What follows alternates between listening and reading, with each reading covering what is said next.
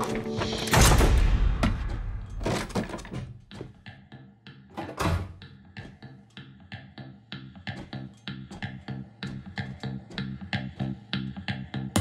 one more step, and you're dead. It's too late.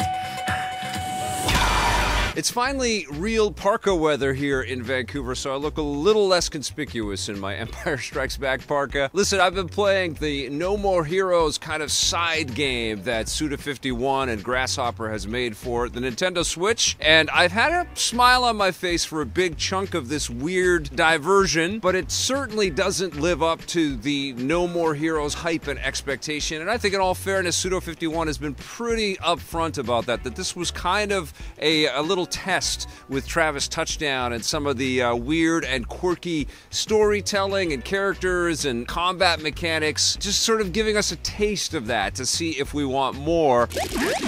It's kind of structured like you're playing a bunch of little mini games. The whole conceit here is that you have to go and find these little game balls. You have to go collect balls and stick them into the Death Drive 2, and you can play games off of this kind of retro game system, and you get all of these little notes and faxes get sent to you, and you can read through all of these in-game instruction booklets, which is a nice touch that give you an idea of what the game is about. And there's all of these retro style cut sequences and opening intro CG cinematics. They've even got vector graphics built into this game. It's kind of like a love letter to the history of video games, funneled through the snark and the cynicism and the silly sense of humor that the No More Heroes brand has always been associated with. So in that regard, I liked it. I like the aesthetics. I like the world that's built for us. I like that we, hop on a motorcycle and then we dive into this old sort of 1980s adventure game to kind of read through this weird story with a talking cat before we get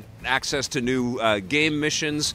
And I actually liked some of the combat and some of the mechanics in these game missions that we have. You've got your lightsaber weapon as well, and you're hacking and slashing your way through all of the combat, and it's kind of fun, but there is a lot of repetition and some frustrating ideas. Like in one level, I was trying to find these hotel rooms, but I got totally lost, and there was no map, and so I kept going into doors that I had forgotten if I'd gone into or not. There was no indication whether I had completed a level or not. And some doors were just to go and collect some coins or to get some ramen to power myself up, and some doors were like access to real levels where I was collecting coffee and donuts for these guys. Oh, it's such a weird premise, and the storytelling is patently weird, and it's good that it is. I had a smile while I was navigating through the weirdness of this game, and I think that's why you want to give this game a look-see. If you're a fan of the franchise, if you like Suda51 and his take on video games and what he brings to the medium, I think you will find things in this title that you will enjoy, but it is definitely not as robust and not as fulfilling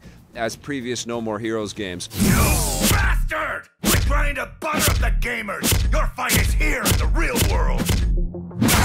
And I will tell you that I do want more. I don't want this to be the final nail in the No More Heroes coffin. I want to see more from this franchise, although it's hard not to feel a little bit let down by this game. I think there's some merits here, but I would probably wait till this one goes on sale. I wouldn't buy this at full sticker price, but if you are a fan of No More Heroes, I think it's worth picking up and adding to your collection. I wouldn't make this your first stop with No More Heroes, though. I would try to dig out the old Wii game or find a different version of the title, and there were actually two. There was No More Heroes 2. Find those games before you come to this one. I'm going to give No More Heroes a 6 out of 10.